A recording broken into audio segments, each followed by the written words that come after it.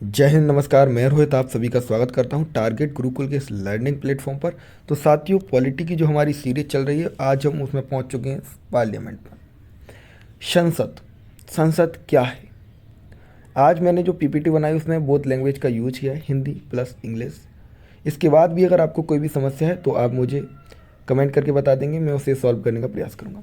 तो आपका पार्लियामेंट कुछ इस प्रकार का है, संसद कुछ इस प्रकार का है। इसमें तीन लोग होते हैं, एक होती है लोकसभा, एक होती है राज्यसभा, एक होती है प्रेसिडेंट, जिसे हम राष्ट्रपति कहते हैं। ठीक है, आइए पढ़ते हैं एक एक को। क्या है पार्लियामेंट यानी संसद?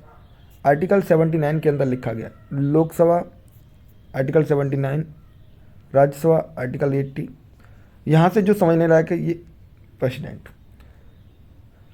जो बात समझने लायक है, जो लोकसभा है उसको हम लोअर हाउस कहते हैं, निम्न सदन कहते हैं। और जो राज्यसभा है उसे अपर हाउस कहते हैं, उच्च सदन कहते हैं। इसे हाउस ऑफ पीपल कहते हैं लोकसभा को, और इसको हाउस ऑफ एल्डर कहते हैं। ऐसा क्यों कहते हैं, सारी बातें करते हैं आगे इस वीडियो में।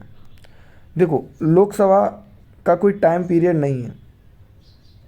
टेम्परेरी टाइम पीरियड 5 ईयर तक है, लेकिन बीच में अगर प्रेसिडेंट चाहे या उसके जो मिनिस्टर्स हैं या उसके जो एमपीज़ हैं, वो अगर पार्टी को छोड़ देते हैं, दल बदल कर लेते हैं, तो लोकसभा की जो सीटें हैं वो गिर सकती हैं। तो ये मतलब इसका फिक्स टेन्योर नहीं है।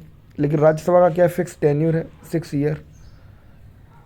प्रत्येक 2 वर्ष में 1/3 मेंबर्स इसके रिटायर होते रहते हैं और नए आते रहते हैं। तो मतलब ये क्या है, परमानेंट हाउस है, और ये कैसा एक टेम्परेरी हाउस है।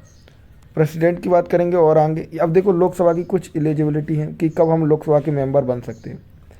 तो भारत का नागरिक होना जरूरी है, यानी वह भारत का नागरिक होना चाहिए। He must be a citizen of India.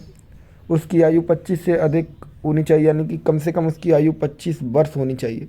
उससे कम वो लोकसभा का मेंबर नहीं बन सकता। Minimum age 25 years. उसके ऊपर कोई भी केस नहीं होना चाहिए, यानी कि कोई भी क्रिमिनल केस नहीं चल रहा हो उसके पास ऊपर। वह किसी भी सांसदीय क्षेत्र से वोटर होना चाहिए। He must be voter in any parliamentary constituency of India.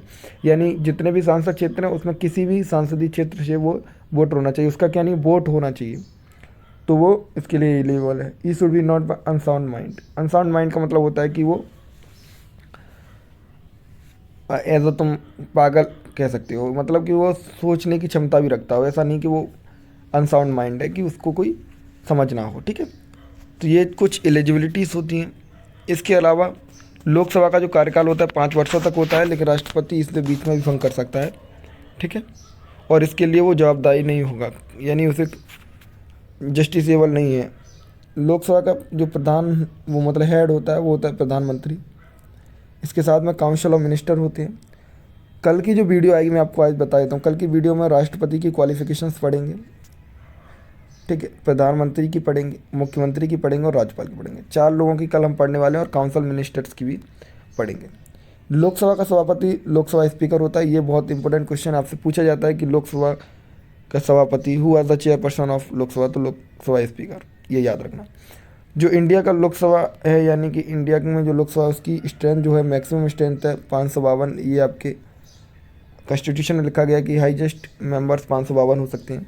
लेकिन फ़िलहाल अभी जो इलेक्शंस हुए उसमें 543 मेंबर्स को चुना गया है, जिसमें से 78 क्या है, वुमेन हैं, यानी कि महिलाएं हैं।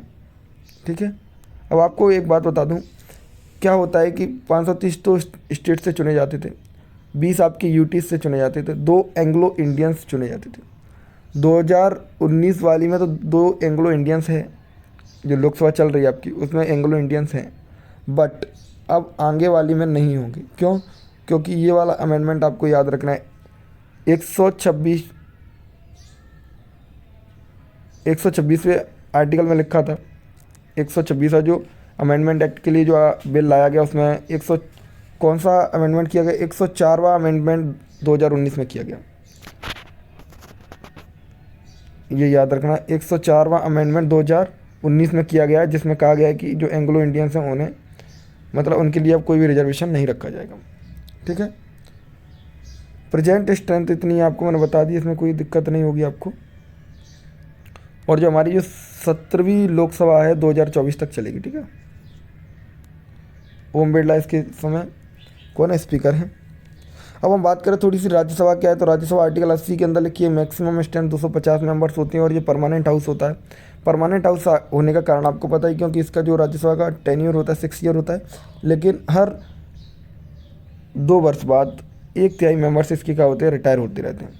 इसमें जो 12 मेंबर्स नॉमिनेटेड किए जाते हैं वो कौन कौन से क्षेत्र से किए जाते हैं, तो आप याद रखोगे साहित्य, कला, विज्ञान और सामाजिक कार्य, यानी literature, art, science, social service. इनसे जो आपके 12 मेंबर्स होते हैं वो नॉमिनेटेड किए जाते हैं, और जो 238 होते हैं वो स्टेट और यूटी। आपसे पूछा जाता है कि क्या राज्यसभा के जो इलेक्शंस में यूटी यानी यूनाइट जो आपकी केंद्र शासित प्रदेश हैं, क्या वो पार्टिसिपेट करते हैं, तो जी हाँ, जिसमें दिल्ली और पांडिचेरी आपके पार्टिसिपेट करते हैं, ये आपको याद रखना है।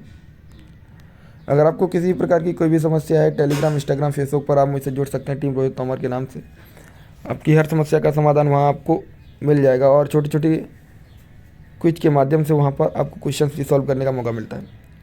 साथियों को एक रिवीजन करते हैं, एक बार राज्यसभा की क्वालिफिकेशंस भी देख लो कि वो सिटीजन ऑफ इंडिया होना चाहिए, मिनिमम एज 30 ईयर्स होनी चाहिए राज्यसभा की, उसके ऊपर भी कोई केस नहीं चल रहा हो, वो किसी भी प्रॉफिट यानी किसी भी जो पहले से किसी भी सरकारी पैसे का लाभ ना उठा रहा हो, वह अनसाउंड नहीं होना चाहिए, और वो किसी न किसी क्षेत्र से वोटर होना चाहिए।